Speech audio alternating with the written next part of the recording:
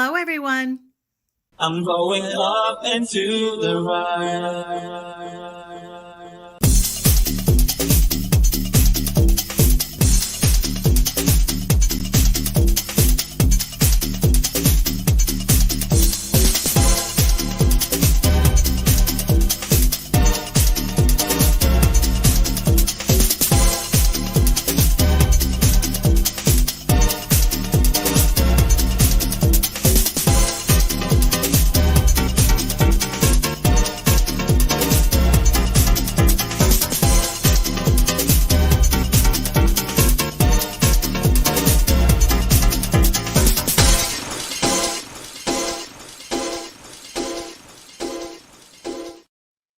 What the heck? What the hex? Hello. What the hex? What the heck is this Is snow? going on with this snow and with these markets? I'm Jeez. cold. Unsnow your equipment, bro. I just wanted to acknowledge that I'm now actually famous because I made it to the intro. I saw that. Wonderful job. You held up jigs. In fact, you look like you're really up there with the jig work. Exactly. And now, can you fix my snow? In fact, that was already 5 episodes ago, but I'm glad that somebody finally noticed. Before we get into things, because we've got a very special guest joining us today, let's just say hi real quick to the chat, as we always do. A young Alan Fizzer-May is first. The reckoning continues. Oh, yes. Oh, yes. Nom Nom second with the indeed. We got Samantha in the chat. Facing realities here, DJ and Dougie. Good morning, you guys. It's Sandy B, Hex Alchemist, Hexicans B. That's a live crowd. We got 65 people already watching.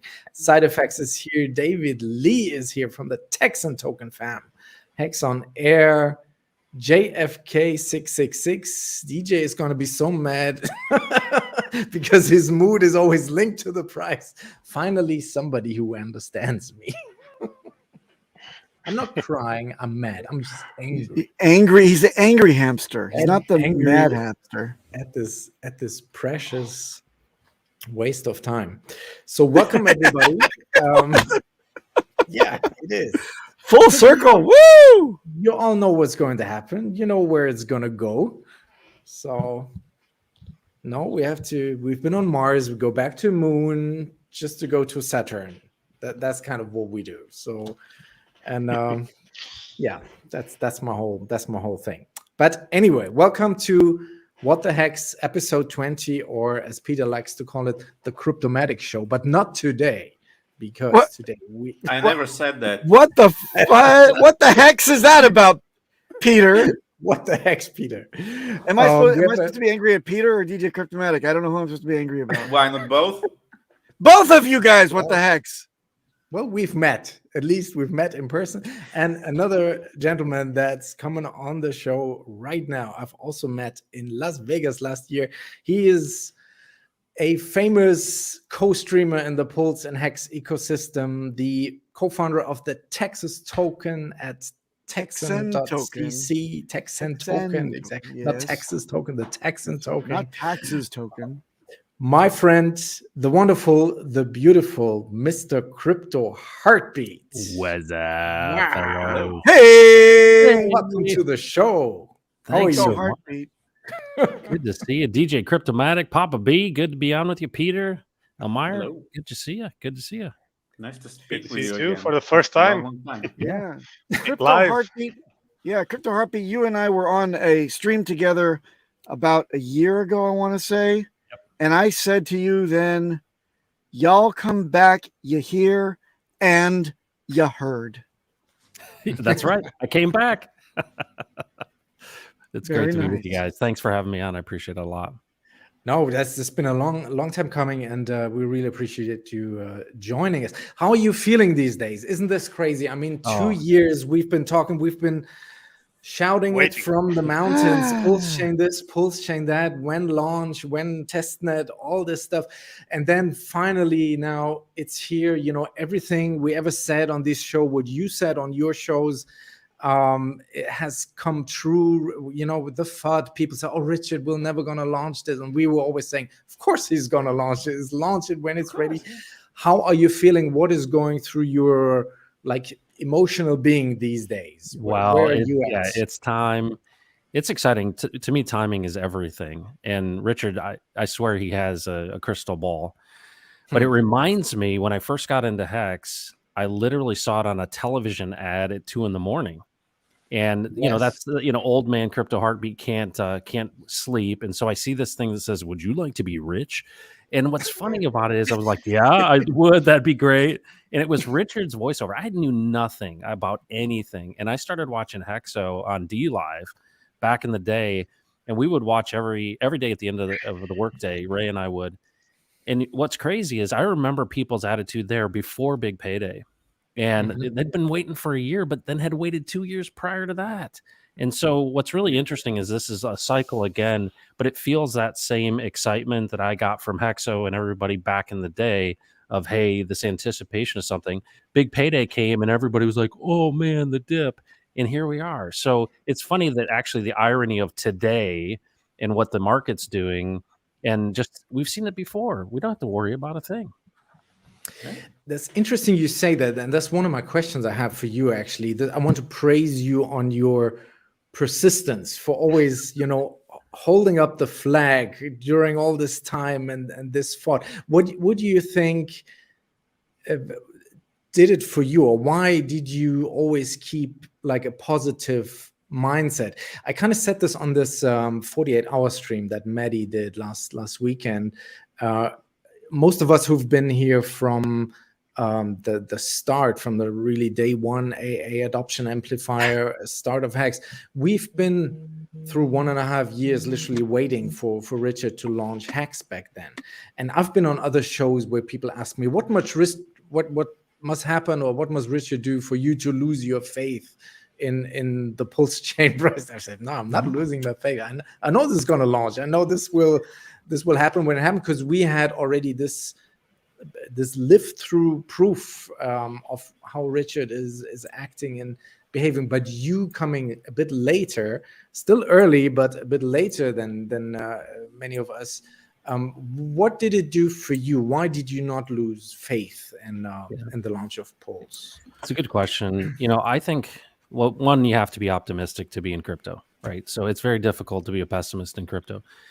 But I think also, one of the things that I learned very, very early on, and Richard said this, he said, this is just a narrative meme, meaning this is just a story.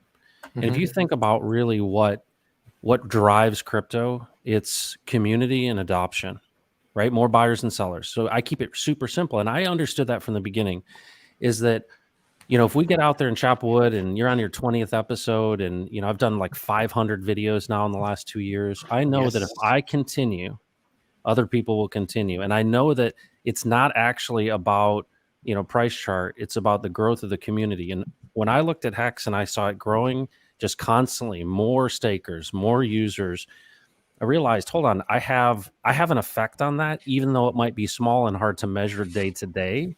Is that what is so special about this is the community.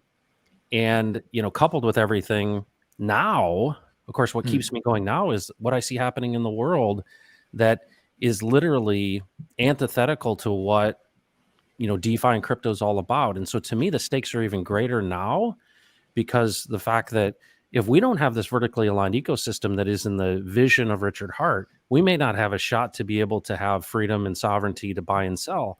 And so to me, it's so much more vital now. And to see him launch the PulseChain and to realize, hold on, we've got a shot. Folks, here's the thing. There's going to be something coming in the future, and it is going to be shocking. I don't know what it is. I don't know if it's aliens. I don't know if it's nuclear war. I don't know if it's, the destruction of things, but something's coming, because it always does. And the question is, what's going to remake this system? Well, they're going to try to remake it in their own image, which is centralized and controlling. And we actually have someone who stands on their principles. And to me, I can look past everything else when I see that there's someone like Richard who, I swear to you, God sees him out of the corner of his eye, because he is, perfect timing, even though we had to wait, bottom of the market. And you know what? I don't think we can lose. It's not just about Richard. It's about all of you and the consistency. It's so difficult to build community, and this is a real special group. Speaking of special group, just a moment, please. Two things I must bring to your attention, everybody.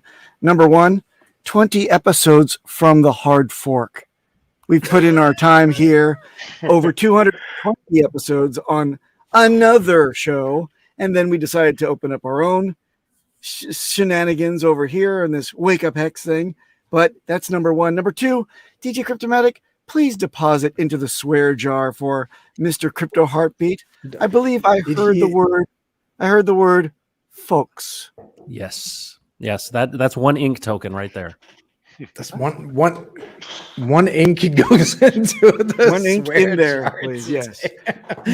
Carrying on. Please pop up ink in there. It's kind of a drinking game on CryptoHeartbeat. When I say folks, everybody has to drink. That's right. Oh, I got it. Okay. Oh, I know the swear word. Can I take a point of personal privilege? Yes. Yeah. So Chris Side Effects. I will allow it. Okay, thank you. Chris Side Effects in the chats. Mom is going to the ER right now. And I just saw that in the chat, and I just wanted to. He's asking for people to pray for his mom and all that, and that's what I love about this community. People willing to share those kind of personal things, and people have come around me when my dad passed and all that. And anytime I see that stuff, I just want to say, "Hey, folks, there you go again. Let's have the side effects in our thoughts and prayers and such, because it's hard to go through that stuff." Yes, prayers to side effects. I was not aware. How has this launch been for you? These, like, for me, I have to say, these 2 days, the first 2 days when it came out, was very overwhelming. Like, there was so much information that you had to, like, it kind of was all there on the testnet, but not really. It's again a different thing when it's actually live, and then you were scraping around on Twitter, on Telegram, trying to find where what's happening now, what is active, what is not yet. How have these long days of the launch have been for you? I've seen you do the popcorn, the long-awaited eating the popcorn stream with Crypto Panda and Rex to Riches. But how has this been for you? So when I first heard, I was literally in my daughter's boyfriend's graduation that was held at a church. And I'm, it's about to start, and I know I have to be there for at least an hour, and the PulseChain launches, and my phone just absolutely blows up. And here I am sitting there, and of course, it's not my daughter's graduation; it's my daughter's boyfriend. I'm like, how can I get out of this? So I had to sit there, beating on your brow. And I was imagining. I think I hallucinated that Richard Hart came in onto stage, and it was it was surreal. And I told my wife, I said, the PulseChain just launched. And she's like, no way. Because, I gotta go. CryptoHeartbeat, can you repeat after me? Okay. This gets you out of anything as an older man as we are. Yes. You're in church. You're in a situation where you must get out. Say in as clear a voice as you can to your tilt your head to the right. Okay. With me. Okay. I think I'm passing a kidney stone. Good. It's all you have to do. No one's going to verify, man. Just hobble right out the door. Your wife may even drive you back home and get you a drink. Yeah, I have faked Crohn's disease, so we're in good shape here. Nice. Nice. Since you alluded earlier that you and me and Papa B, we are pretty much the same age. And I always dreamed of doing a stream, maybe put RG3 in with us as well. Yes. The four of us just he would be the altar cocker. He's 5 years old. 80s and the good old times, and dunking all these Gen X's and millennials, but no Gen X's, that's us, the Gen Z's and the millennials. But of course we cannot do that because we would lose 90% of our audience. But is that it's not boomers? Elmeyer, bite your tongue. You don't know. Gen X, baby. Shut up. You're like 30 years old, Elmeyer. Sit down, young pup. But isn't that an interesting dynamic that, it's a bunch of us, the elder statesmen sort of, and then a whole, army of all these young people, Valiant Brand, mid-20s, early 20s, that we have like the whole age spectrum. And then even with Hex 19, more senior people as well in the community. Like we have the whole spectrum here. Isn't that also what makes it so exciting, that generational mix? Yeah, and I think people pay attention to that. They might not ever put their thumb on it and say, yeah, it's because of this, but people take note of that. You know, one of the reasons when I got into Hex, you know, I was like, okay, this is my group of people, because I feel like everybody kind of grew up, and I'm not saying everyone's blue collar, but I feel like there's this blue collar thing. I grew up in, you know, southeastern Michigan, Motown. My dad worked at a factory. You know, it was like we were poor, and so I could relate with Richard Hart, and it seemed like everybody was real and authentic. But I think the more and more you look at this, you want to see yourself in it, you know, and you want to see, hey, does somebody like me pass the IQ test? And what I saw when I came into it was, yeah. And I remember seeing Cece from Liquid Loans, and I'm like, okay, there are people that I consider to be, you know, think like I do. And that's the neat thing about this is, you know, you see this so much when people are trying to decide, you know, is this for me? A lot of times they say, well, am I going to be accepted? Am I going to fit in? And that's what I love about this community is wherever you go, no matter who you are, your race, your gender, who you love, I don't care your politics. When you go and meet people in real life and in person, people are high-fiving because there's something greater than that. And I'll be honest with you, I don't find that anywhere else in my life. And not only that, but with each other community, you have a Telegram voice chat live 24/7, a Twitter Spaces 24/7, where anyone can go in and just ask questions, have their doubts clarified, or just ask for help. Yep. Well, and that's something that Elmeyer, I think is someone playing racquetball in your hallway or something? It's not on my side. The cats are sleeping. That's on me. I fixed it. The air conditioning needs some servicing, I guess. Maybe I should speak to Richard about it. Yeah. You had a knockwurst you threw into the air duct. Great. Thank you. Yeah. So, have you been doing a lot of tech support for people? Oh, me? Oh, yeah. Last night we had 50 people on a private Zoom call, and it was the basics. How do I get a wallet? How do I import a custom token? I mean, there was, and that's one of the things we have a lot of because of the Texas nationalist movement. We have a lot of people who zero knowledge of crypto, and you know they've been airdropped this because they were a donor or because they were a volunteer, and they're like they know absolutely zero. And it's really cool when they get it, though. You know how that is when you have an onboard who's like, hold on, yeah, I heard about that Bitcoin thing, and that's all they know. And then you know that they're coming into DeFi, though. That's the thing that makes me happy is that if we can get these principles into their minds to understand, hey, hold your own keys, you know, only deal with immutable contracts. I mean, it's so huge. And security. Speaking of holding your own keys, you definitely included the hardware wallet necessity in your 50-person call. Please say yes. Yeah, I especially said that you needed to use what's that latest one that got hacked? The T. No. Hold on. Let's dispel with that, and it's not a joke. Neither has been hacked. Neither the Ledger or the Trezor. Neither have been hacked. What happened was that and we had a 2-hour Twitter space kind of going through this, and then they had a kind of a meet the press type of Twitter space of their own.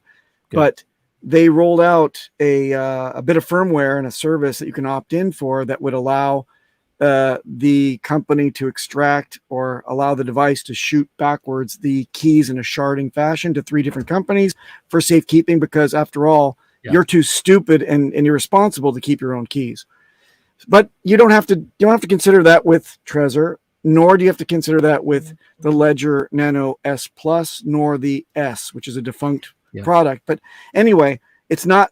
It's like a heart attack. We have to really consider this to be the bare minimum in our community.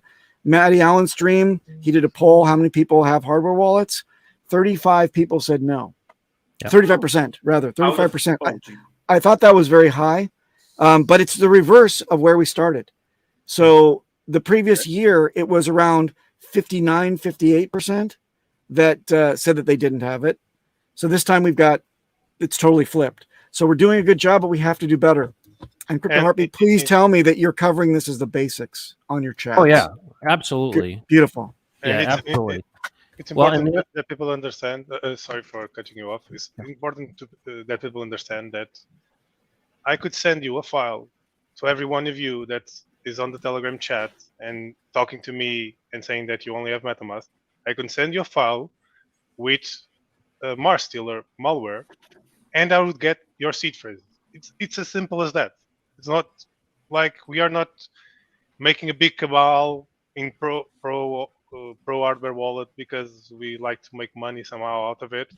It's simply that easy. You receive a fake email, a fake download link, a fake image, a fake voice message, whatever. You download the malware onto your computer and you're screwed, basically. It's as simple as that. So that's why hardware wallets are really, really important. And even yesterday, I had a call with 4 coworkers that actually started in crypto now, and one of them understood me wrong somehow, or had an issue with his hardware wallet, and ended up putting the seed phrases back on MetaMask. So I just told them, you just go there, create a new one, and send everything there again. And I don't want any excuses, because it's really that easy to lose all your money. And we heard multiple stories in the Telegram voice chat, and there's no joke. It's multiple stories a day. A day. My inbox is flooded. But anyway, we don't want to go down this rabbit hole. We just wanted to make sure that you were enforcing the best practices in the community. Our work, Elmire and I have put in a lot of hours in the salt mines, onboarding, and I'm sure you have too. We don't want to lose any community members due to bad guys getting their seats. That's all. So CryptoHeartbeat, sorry about the rolling. Kind of related to that Texan story is that if you guys have been following this Nano Ledger controversy with this upgrade that's supposed to roll out, and now they have kind of retracted from that or have delayed rolling that out. No. Listen to the stream one more time. What they've done is they've said, look over here in this hand and look over here, something shiny. Here we go. All right, we're going to be open source on all of these parts of our code that we were never open source for before. There, don't look under these fingers, but look under this. Okay, guys? Are we okay? Are we friends again, community? Come on, huh? That's all they did. And I listened to it very carefully twice, and it was just double talk. So I think as a community, we've kind of decided, at least the security practitioners that came together under one umbrella to have that little talk, we all decided that from now on, we will recommend Trezor over Ledger, but the 2 SKUs that are untouched for now are still acceptable with Ledger, the Ledger Nano S and the S Plus. Otherwise, the company has lost its way, and we accept that, that they can do whatever they want, but we vote with our pocketbook, and we don't take any chances with security. All right. So what we need now is a joke from Finbear. Are you ready for this? Oh boy, get the swear jar out. Get the swear jar on lock. Check this out. The Rags to Riches stream the other day, and it reminded me kind of like a party. And do you guys know what a ginger guy is always missing at a party? It's the invitation. Okay. CryptoHeartbeat, would you call that a hoot and a holler? Is that correct? That would be a hoot and a holler, yeah. That's a good Billy kind of Bob's bad hoot joke. and holler. But you and Rex, is it true that you've actually met through the Hexican community, or did you know each other prior to that? No, yeah, we met there. So I started a channel, and he had been going for a while, and he was one of these guys that he had this dry humor, but also this is in those early days when he was basically making fun of all the people that would come into his chat and have ridiculous comments. And I reached out to him because I thought he was hilarious.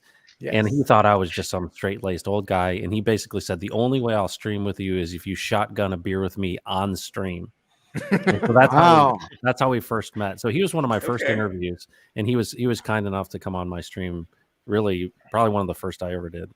And we know that your laces are not straight. They're Velcro, aren't they? Because you're old. You're old, sir. You're old. My New Balance Velcro with my fanny pack. You're more cool than I expected.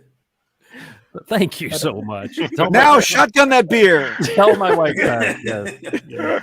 But isn't that crazy? Like, you met through this community, and the saying, God works in mysterious way, like brings people together for you to both then work on such a big project. What is the future with Texan token? It still stands that you are onboarding or tokenizing, I should rather say, the whole community that's around the Texan movement. What are the future plans with that, or where are you on the roadmap towards that? Like, getting these people to understand how to use crypto and getting them excited for it, I guess. Where are you with this so far? Well, you know what? Obviously, we've taken a page out of the Richard Hart book, which is there's no centralized organization, there's no marketing department, right? We did something, we gave a gift, right? So this is how I approach it. It's very similar to how Richard has.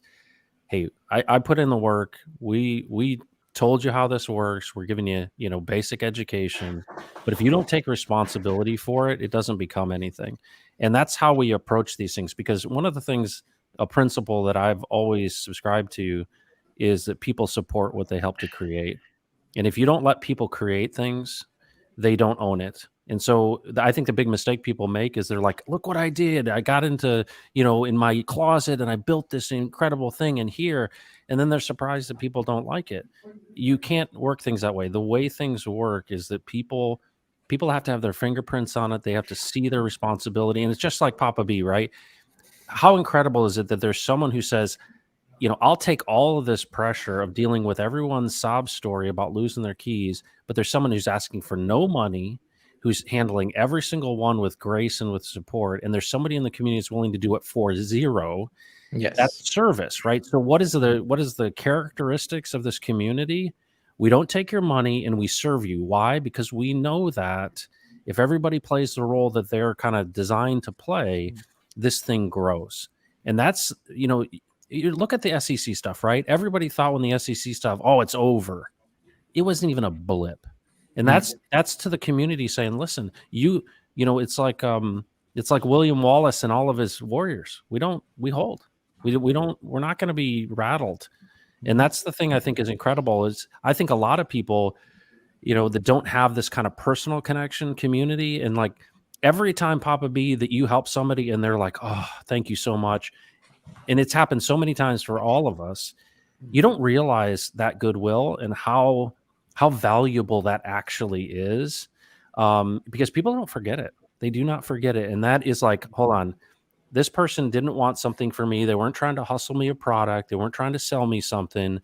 They understand that, the rising tide lifts all boats. And to me, that's so rare. It's so rare for authentic people to serve each other. I mean, everybody's basically going into their house, closing the door, closing the gate, locking things down, not talking to each other. And here we are.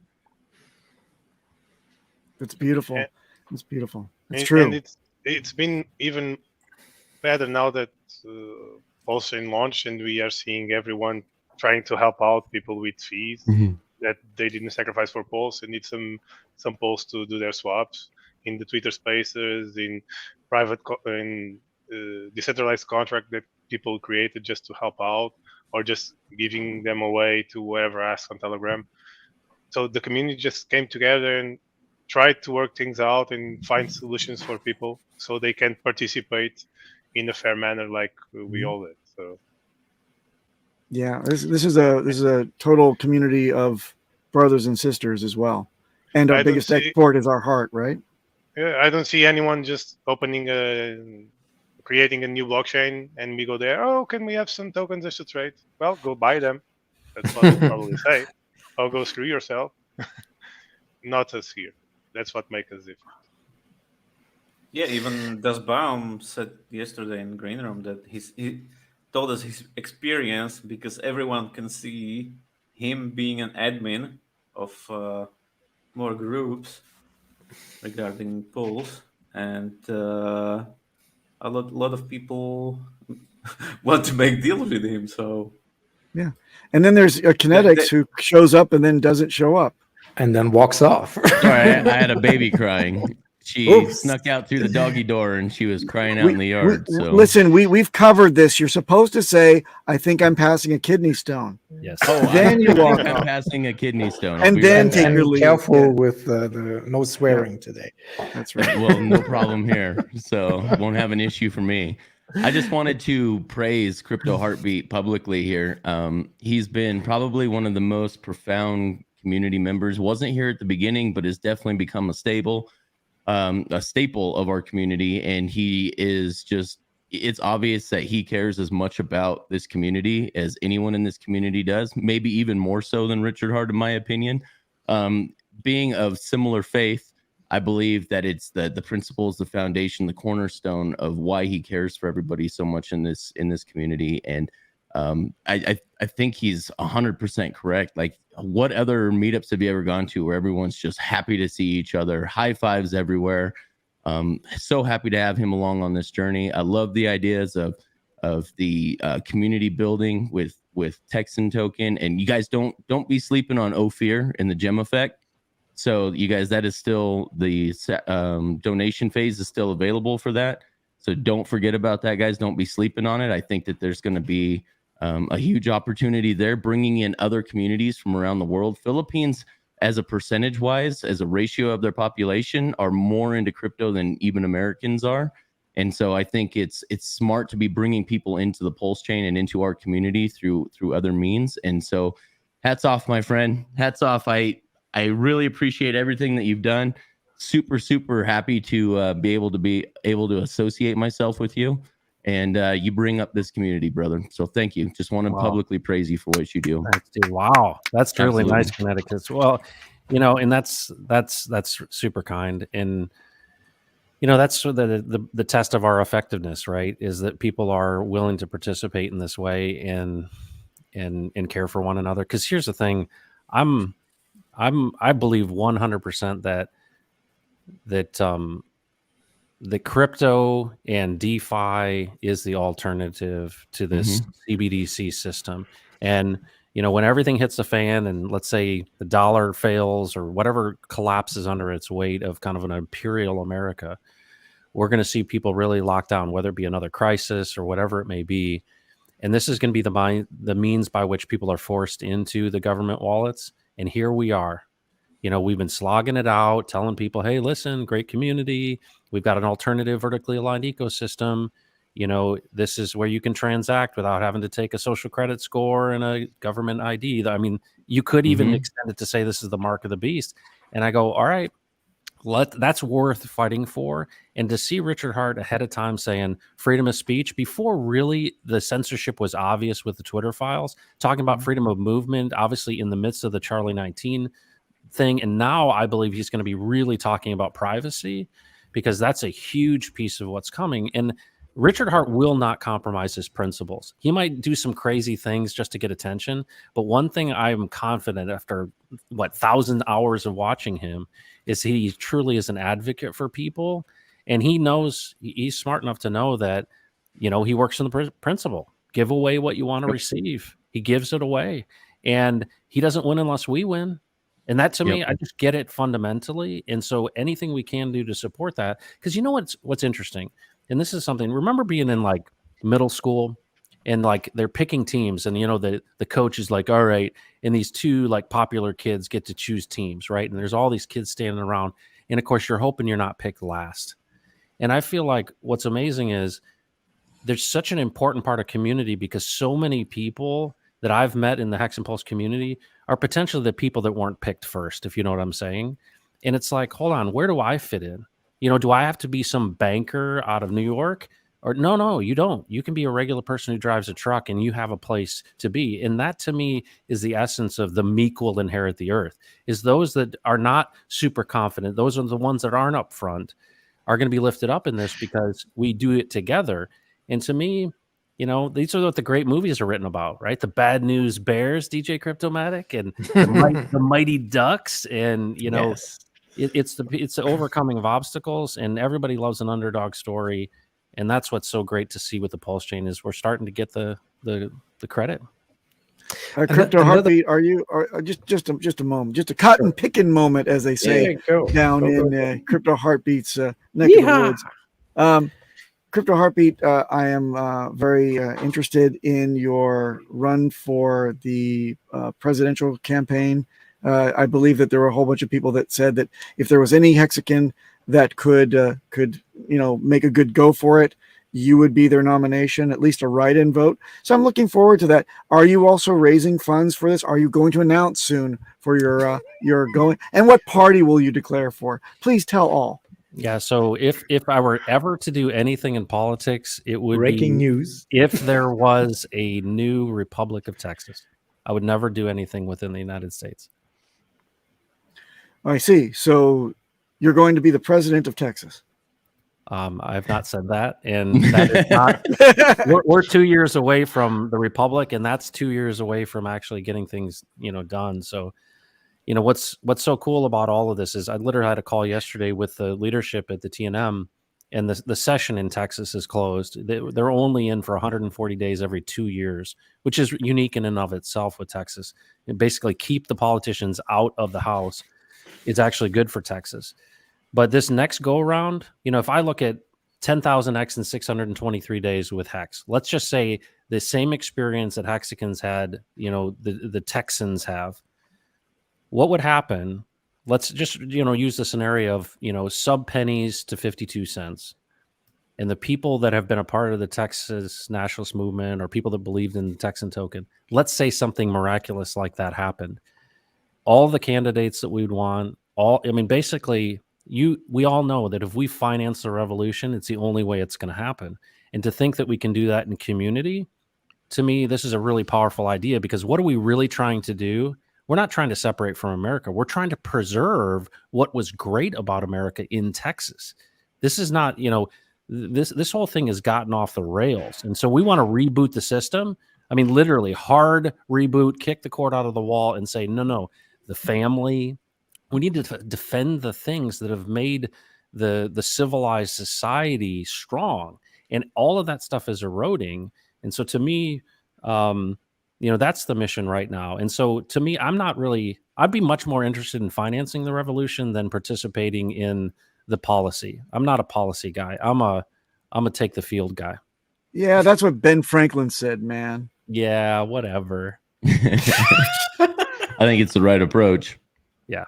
Yeah, I got no aspirations there. My wife made it extremely clear that the last thing we're going to do is be in the public eye. This is enough for her with streaming. Mm-hmm.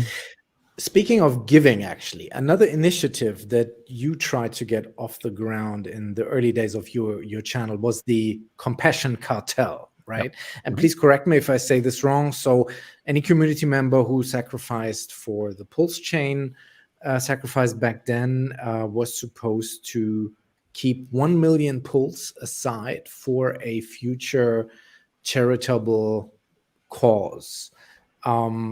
Where are we with that? Can you share some of the initiatives that people are planning to do, and how can people still get involved? Basically, Papa B wants to know if he has to pay now. Basically, no paying now. So this is basically the same principle we talked about before. Is leadership is really important, right? And we know that with Richard Hart, having a leader who is consistent is important. And so when I saw this, forking of Ethereum and the PulseChain's live now, I was so inspired to say, well, in my work as a fundraiser over the last 23 years, everybody goes to the rich guys, right? And you always want to find new people that haven't been solicited, and there just aren't any, right? So the rich guys always get solicited. Well, now you look at crypto, and here's like Balliet Brand, right? Balliet Brand's a big time player now. Well, he's never been solicited by anyone. And so the idea of decentralization is to say, what if we were to come together in community and shared what we are passionate about? I don't want to dictate what you do, but if you think about impact investing, let's say we want to have 1,000 people. We got 1,000 people to come into the Compassion Cartel. They went to the pulsepromise.com and they learned about it. And we said, all right, join this Telegram, but all we want you to do is share what you're passionate about with each other. So let's just run a scenario. Let's say we're in the Compassion Cartel and we all are really interested in we have a heart for adopting kids, right? We're worried about kids that are in challenging situations, and we care about adoption. And the 6 of us guys meet in the Compassion Cartel, and we said we'd set aside $1 million Pulse. Well, that's just a token, right? That's just, yeah, I guess I buy into this idea of working together. Well, I might be, have connection to someone who's doing some really innovative things in, for adoption for kids and helping protect kids. And you guys might say, hey, that's really cool. Well, how much more impact could we have if it's not just me, it's 6 of us? It's really a decentralized way of saying, hold on, we don't just have to give it to a charity. That's not the idea. The idea is, why don't we talk about what we're passionate about? Because I believe there's more joy in the process of giving and serving people than there is in buying a Lambo or looking at your balance and your bank account. And we found that to be true. So this isn't really exclusive to the Compassion Cartel. It's just leadership to say, hey, why don't we think about others instead of ourselves? Because that's actually what Richard did in the first place. He wants the glory, but he realized he doesn't get the glory unless other people are with him. So he has to give away the value. And it's the same principle, but we're going to be actually, now that Pulse is launched, anybody who wants to come in there, they would literally connect their wallet where they have that $1 million Pulse. And all we'll do, we won't keep track of addresses or anything. We're just going to have a ticker that basically shows the amount of quote unquote pledged Pulse or Pulse X that they've set aside. There's no accountability to this. We're not asking anyone to, it's just saying, yeah, I'm interested in being in a community of people who's interested in making a difference. And rather than dictating what people give, we're saying, no, what are you passionate about? Let's just get together with those people. Some people are interested in, farming. Some people are interested in energy and solar. Some people are interested in animal shelters. Doesn't care. I don't care what it is, but that's a decentralized impact investment fund. And if we end up having, let's say Pulse goes to $1, which is insane to think about, but it could happen. We're the largest group of potential donors on planet Earth. That's huge. We could have some of the most amazing impact across the world and solve some of these big issues. I believe that's right in line with what Richard's trying to do. Make the people rich, and then they will be generous. Where can people go to take part in this? I mean, I've got your Twitter and your YouTube channel in the description down below. Yeah. Please follow CryptoHeartbeat. We've got 210 people watching right now. How can you're drawing the crowds, my man? How can people get involved with the Compassion Cartel? Just go to pulsepromise.com. There's a link to the Compassion Cartel there and join that. Just join it. You don't have to do anything. There's no commitment. We're going to end up talking about it. And so it's coming that time where we're going to update that site. So Pulse Promise is going to be the place where you'll be able to connect your wallet and just say, hey, I'm in. And then we're just going to aggregate that total amount, because I want people to come back and go, hey, what's the price and how many people are in and what does that reflect? Because we know that if you have this gravity well of resources, or at least potential resources, that you're going to attract a lot of opportunities. And what I want to see is, look at Richard. Richard said, hey, I really care about longevity. Well, that's his passion, right? It may be yours, it may not be yours. But the fact of the matter is, he's going to be looking for innovative ways to address that issue. Well, I'm sure that there are going to be leaders within the Compassion Cartel who have, wow, I found this innovative thing related to poverty. Well, I've seen something related to poverty. Yeah, it's called crypto, right? Like, we could eradicate poverty in the Philippines if we can build a community, if they can build community. So we have solutions here that, we can work together to solve. And so I just want to find those people. And that's the thing I noticed in this Hex and Pulse community is it's a bunch of people who care, because who's most generous? Rich people aren't most generous. It's actually poor people who are most generous. And we got lots of them. What are you expecting if you were to choose? And as a personal question, what are you expecting from Richard Hart going forward? Do you have any ideas on what he should focus on more? I know it's the no expectations thing, but we're just thinking out loud. If he cared about my opinion, here's the thing. Without vision, the people perish, right? So vision is everything, and leadership is everything. And so he's shown himself to be a natural leader, but I see him as an innovator and an architect. Everything he touches, he makes better. Everything he touches, he makes better. So I would say That's your strength. And rather than get off the rails with dum-dums, because that's what ends up happening when he's on for a stream for 3 or 4 hours, is just he has to deal with all the dum-dums. And so I think that if he was more communicating these high-level things like, hey, what's your opinion about freedom and sovereignty? What's your opinion about privacy? What about freedom of speech? What about freedom of movement? How should we look at things? What about your new country? Share your vision. What's your vision for dealing with, he's thought very deeply about these topics of longevity. How do we impact these things? And he's somewhat of a contrarian, but it's weird because he sees things ahead of time. And that's what great innovators do. Yes. I always compare him to Henry Ford, because Henry Ford didn't invent the automobile. Carl Benz made the internal combustion engine, but it took someone like Henry Ford to say, hold on, we're going to build a system that makes this more accessible for the people. We're going to have designs that are cheaper, but as long as you like the color black, you can have a car.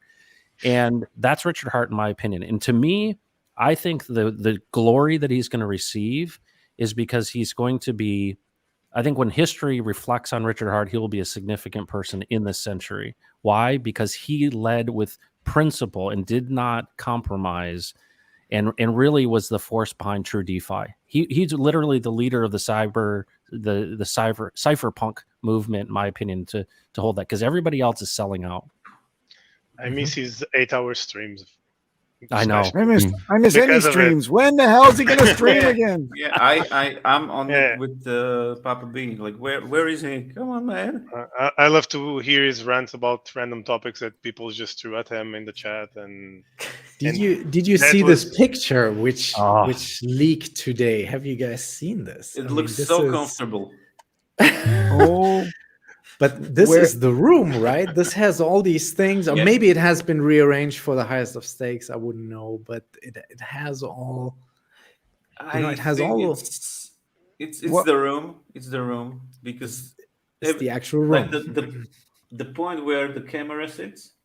Yes, I think it's exactly his room. The room of. And shorts. I love that. Shorts are good. And it has the keyboard on the wooden panel. Yeah, and the 9-inch. So those are some nice calves. Okay, so is it just me, or does it look like there's Peter? These questions and many others will be answered when next he streams. Please go ahead and ask. Okay. Shave feet, please. Oh wow! Oh, Toby! Hey. It's time for a segment that we call. I wasn't ready yet. What are you doing? Well, then you'll bring him on.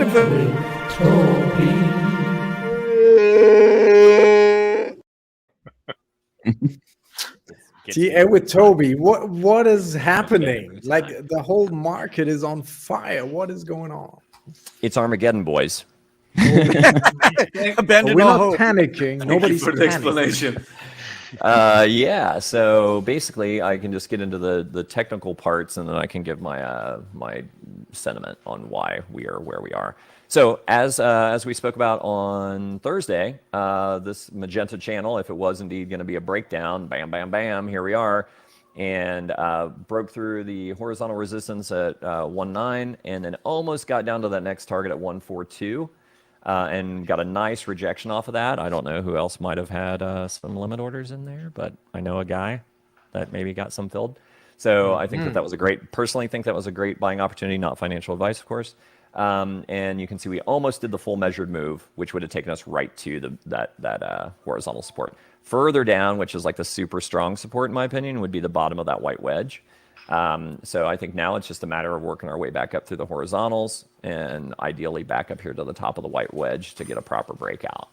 So, not the most beautiful chart. However, there's something that is interesting that I discovered, and this is the joy of TA and patterns is, boom, what? A new pattern? Could it be? It looks like we've got a red descending parallel channel. Looks like it's, you can see all the hits on the midline of that channel, as well as we got, at least one solid hit, 2 hits on the bottom, and 2 on the top. I like to see 2 to 3 on top and bottom, but that's pretty close, and we wicked right to it here, right? So that to me seems like a pretty consistent, pattern in the descending parallel channel. So if that is indeed the case that's happening with this particular asset, then what we would do is go ahead and throw on a line that's going to be the height of the channel. I know we don't have a lot of time, so I'm trying to be quick. You're okay. And right here, so if we were to break down, curiously enough, where does it take us? Right down to that next horizontal, which is like the doomsday scenario that I've been looking at for a long time, which is 007. Dear. Right. Now, I don't see that happening. I think with the things that have been changing recently with the liquidity farm, the yield farming thing for HEX pair, I think that should, if people are paying attention and using their brains, then they should understand why that's happening. And it's to incentivize people to stake, which reduces liquid supply, which typically increases price on both chains. So people were aping over. I was one of those that went ahead and bridged over my liquid hex to get in on that sweet ink token. And he got what he needed out of it, and now there's no reason to incentivize, right? So I think the pool's large enough with hundreds of millions of dollars that there's no need to incentivize people to provide liquidity any longer. But what are people selling into on the Pulse side? What are they actually selling into? Because the charts all move in tandem and to the downside. So they must be selling into something else. I think people are still rushing into PLS and PLSX, and as that's being sold off, it doesn't make up for the amount of volume coming from EHEX into PulseX. Right. Yeah. Bingo. Couldn't have said it better myself. It's because the liquidity bonding and people are, and it's multiplied by the non-existing liquidity farms for EXPX. Right. Yeah, we kind of expected this. I think most of us expected this when the bridge became unclogged and people could start to bridge back their economic energy back to Ethereum. That's when we started to see the sell-off. And we all know there's a lot of people. We know there's a lot of people who have been crying for the last 2 years about, they're not saying it, but we knew that the problem is that they went in too deep, more than they could afford to invest, and they probably put the rent on the line, and they're like, I need any opportunity I can to take some profits at this point in time. So we knew that was coming. We knew there was going to be a red wave because of that. There were two situations, and I think I talked about it in this show before. Let me just plug my phones. What? Are you beating me to Dex Screener? I was just going to hop over to that. I just wanted to show this because it's all the bonding totally works, right? This is you tweeted that out, you big fudster. Voice vent my frustration somehow. It's a waste of time. I'm not panicking. It's like we all must suffer together. Waste of time. So incentive. It is the German way. Hex on Pulse. This is Hex on Eve. This is Hedron on Pulse. So it all moves in tandem. Yeah. So that was the goal of the works. farms, basically. That was the goal of the farms, to connect them all together. The bond liquidity. What happened was one ring to bind them all. We had the big drop because everyone assumed that it would drop when the fork happened, and so because everyone assumed it would drop, everyone sold, and it actually dropped. That's the first. So the second thing is people that finally got their Pulse and were able to get 2x, for instance, on Pulse, or 2.5x right away, basically on the first week. They want to get some value out, and as soon as the bridge declogged, they were able to, like I mentioned here, when the bridge was open, people that bridged X out to the Pulse side, they were basically allowing others to buy into their bridged X, swap it back, and sell it down on the Ethereum side. And that drops the prices for all the tokens. So what's happening is exactly what I said might happen if the liquidity between the two tokens was very high, and if people provided too much liquidity in X on that other side, some would use that liquidity to bridge it back and sell it down. So to me, that's what's been playing. So I see it as a natural thing. And because of OKX, I think some people are getting hands on Pulse and are able now to sell PulseX if they don't have any Pulse. Yeah, not only that, but the ratio can't get it between off yet, though. the two tokens are the ratio between the tokens are still you're volatile right. because the liquidity is not that high yet. Yeah, I mean, this is the OKX chart, so it's fair to say that this is not at fault of this stunt. This is pretty much nobody showing- can get their assets off of OKX Yeah, yet. that's only as of tomorrow. Yeah, it's still not connected, so bots cannot That even is still arbitrage okay. with it. Yeah, That is bots still can- okay, and there's a lot of micro trading going on as well. It's 10,000. You see this here when you look at the order book. It's 10,000 pulls, 13 back. You know, it's high frequency, little stuff. Typical centralized exchange. You can put limit orders in there too. If people think about everything.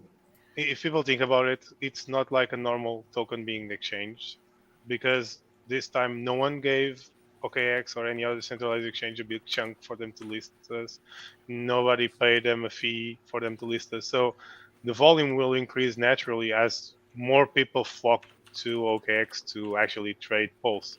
So it's not like a big exchange that lists a new coin and that's a bunch of supply to just add to the liquidity pools and dump it in the market. Yes. I mean, no financial advice, but don't sell away your golden goose at these levels. That's all I can say, and that's where my frustration is sometimes. I recommend everybody dump. My limit orders have not filled on eHex yet, so yes, please, everybody get really, really terrified and dump, because it's going to zero. It's going to zero. So hey, any final hopium that you can sell us? Kinda. So over here on the deck screener thing, which I discovered live on stream with you guys last week, and the little green dragon head that I drew in, I was hoping, because it was more or less an ascending or symmetric triangle, that we would break to the upside, which would have given us a move to about up yonder. However, we broke to the downside. So if you look at that, it's like, we still might have some downside to go, maybe back. Well, actually, on this chart, what the hell? Okay, deck screener, are we not given all the data? Because the full measured move of this, actually, we would have hit. So I don't know if this is pulling V2 info or where it's getting its info, because this is saying that the measured move on this would have been 15.6, and we went down to about 14.5. So it's played out the measured move down on a chart better than this one. So I would expect it to kind of find some balance and some support in this range. You can see a lot of activity over here where we got some support in that area. So I think that we should start working our way back up, and then maybe a new, more obvious pattern will materialize. But we got this is an hourly chart. So I mean, if you go to the daily, it's like that's what we got that we're working with. There's just not any history here yet to really get a good idea of what's what. So so that's kind of pretty limited as far as like getting good Chain data. is not even 2 weeks old. Right.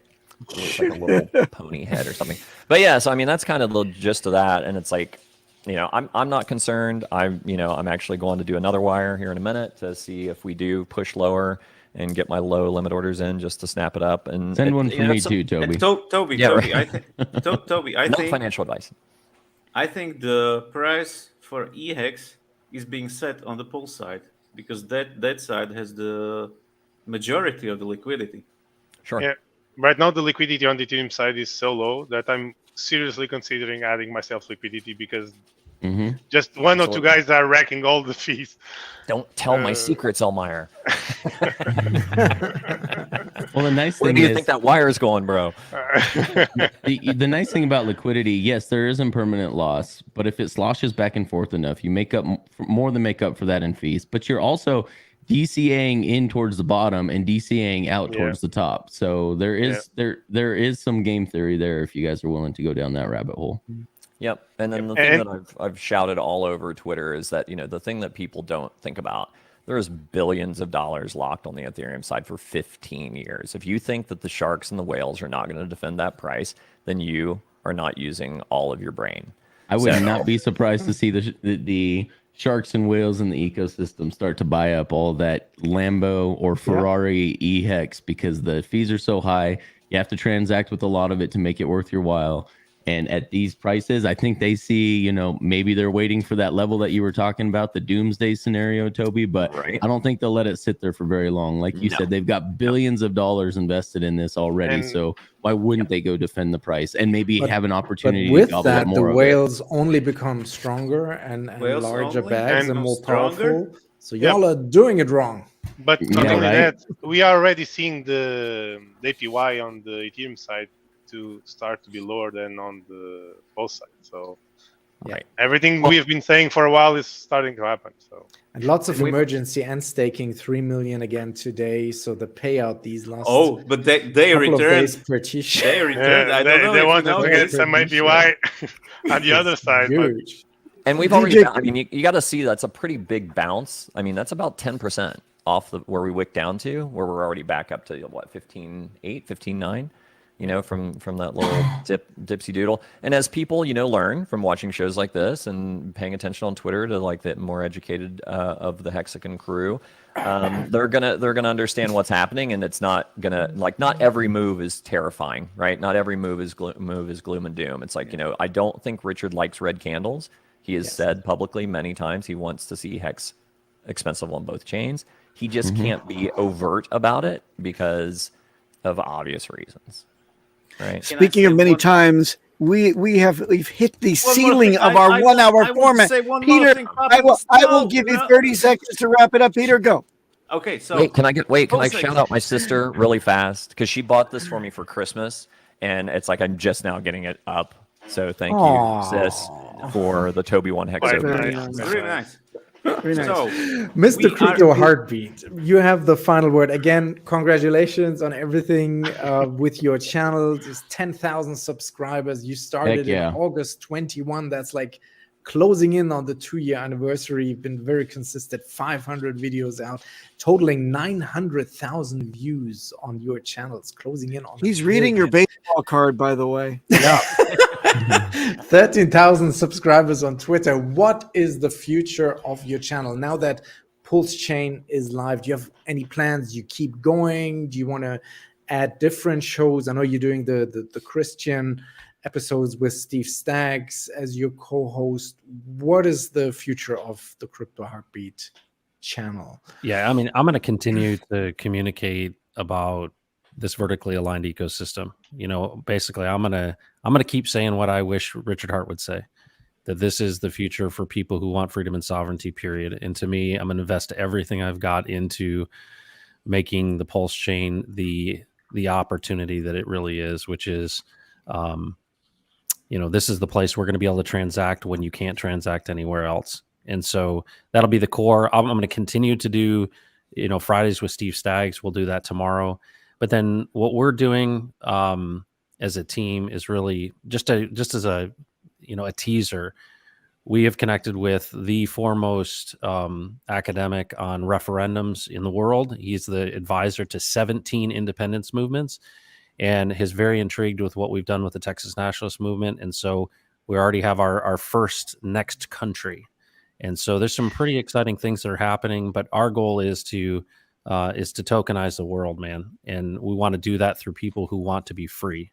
So to me, the only place to do that is in the Richard Hart ecosystem, and everything's going to be about freedom and sovereignty moving forward. Powerful. Love it. Powerful stuff. Thank you for coming by, Crypto Heartbeat. Thanks, and y'all come back. You hear? You hear? Yeah. Hey, can I say one thing? You know what? He is so polished on stream. Sometimes people might take that as like maybe it's like putting on an act. He is the most genuine dude in person. I met him in Vegas, and he is exactly what you see on stream. Super kind, great representation of a Christian man, and I'm honored to call him a friend. Oh, Toby, thanks, dude. Follow his channel, follow Crypto Heartbeat on Twitter. Links are down below in the description. Thanks everybody for coming on today. And I think we got ourselves an outro, right? Outro.